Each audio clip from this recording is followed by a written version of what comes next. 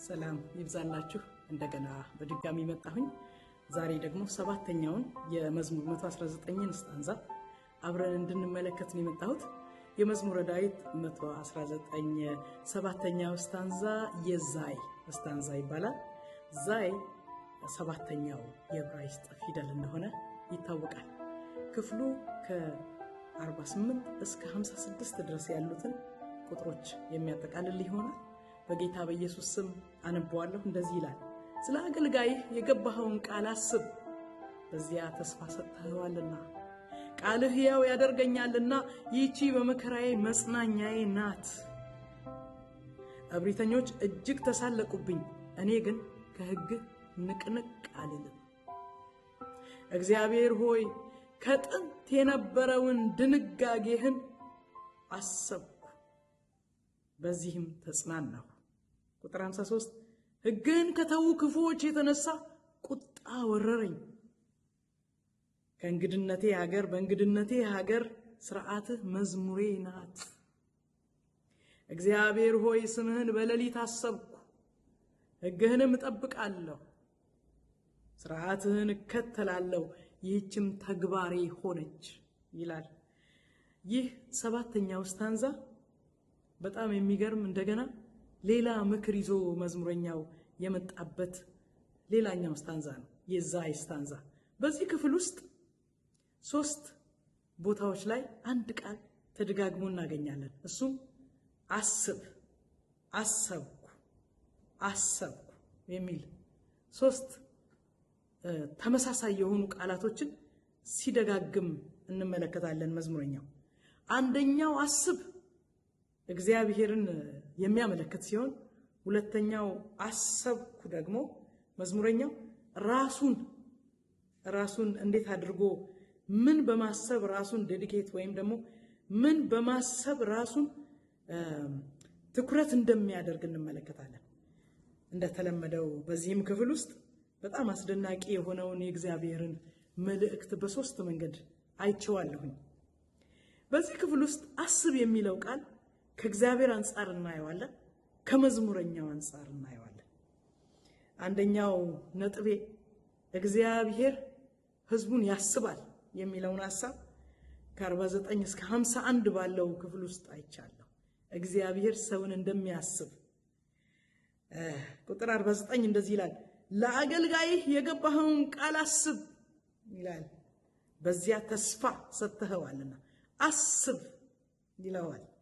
እግዚአብሔርን እንዲያስታውስ እንደገና ይነግረዋል።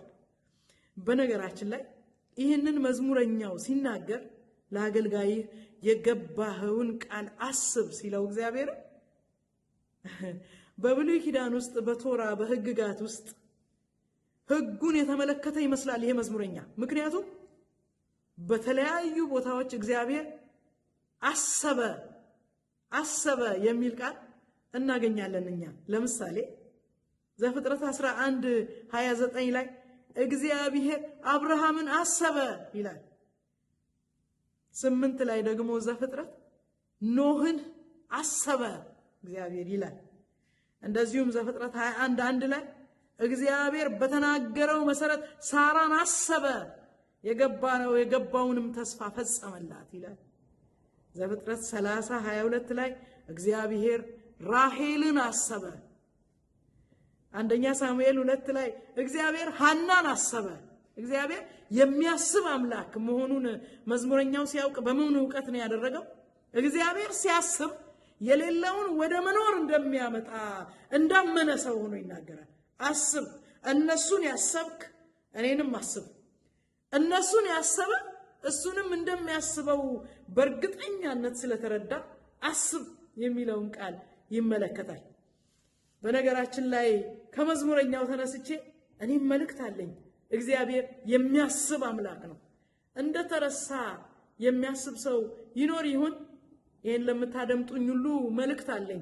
እግዚአብሔር እንደተናገረው የሚያስብ አምላክ ነው።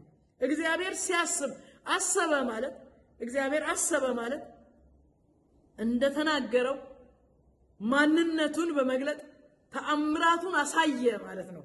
ስለዚህ እግዚአብሔር የተናገራችሁ ወይም ደግሞ የተስፋ ቃል አለኝ ብላችሁ ምትሏላችሁ አበረታታችኋለሁ። በዚህ ቃል መሰረት እንደ መዝሙረኛ እግዚአብሔር የተናገረውን የሚያስብ አምላክ ነው። አሁንም ደግሞ መዝሙረኛው እግዚአብሔር ሲያስብ በቃሉ ምን እንደሚሆንለት ሲናገር 50 እና 51 ቁጥር ላይ ሕያው ያደርገኛል ቃልህ፣ ይሄ እግዚአብሔር የገባለት ቃል ሕያው እንደሚያደርገው ይናገራል። በመከራው መጽናኛው እንደሆነ ይናገራል።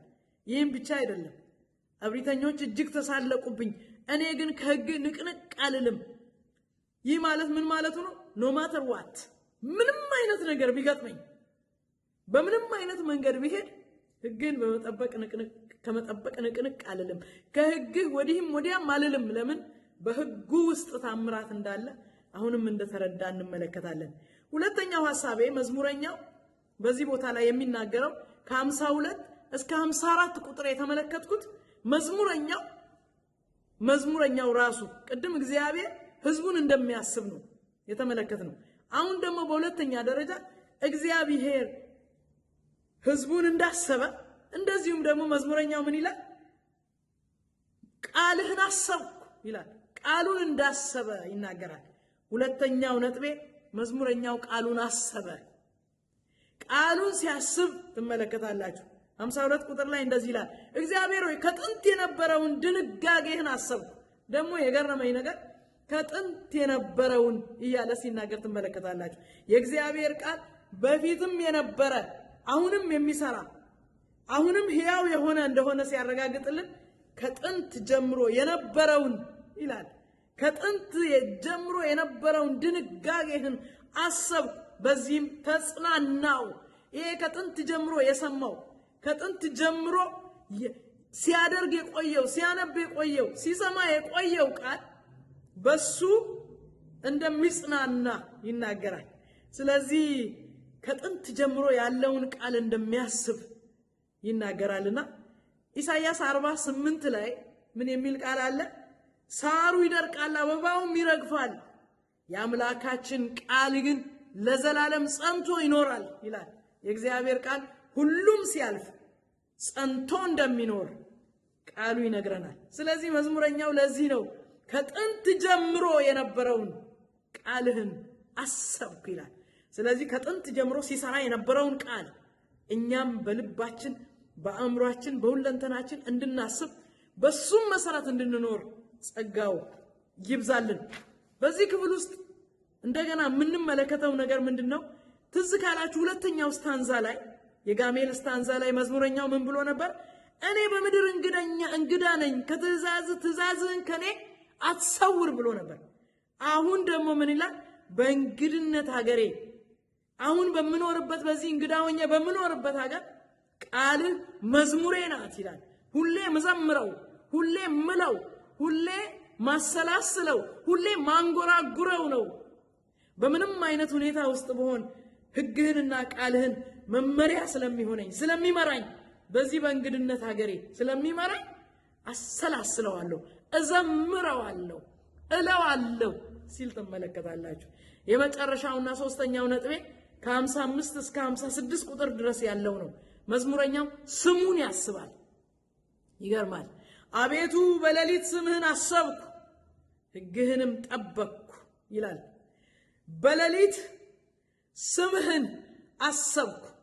ሌሊት በጭንቅ ሰዓት፣ በጭንቅ ጥብ ሰዓት፣ በቸገረኝ ሰዓት፣ ግራ በገባኝ ሰዓት በሌሊት ሕግህን አሰብኩ። ከዚያ በኋላስ ሕጉ እንደሚያጽናናው እንደሚያወጣው ይናገራል። እንዴት ተማምኗል በዚህ ሕግ።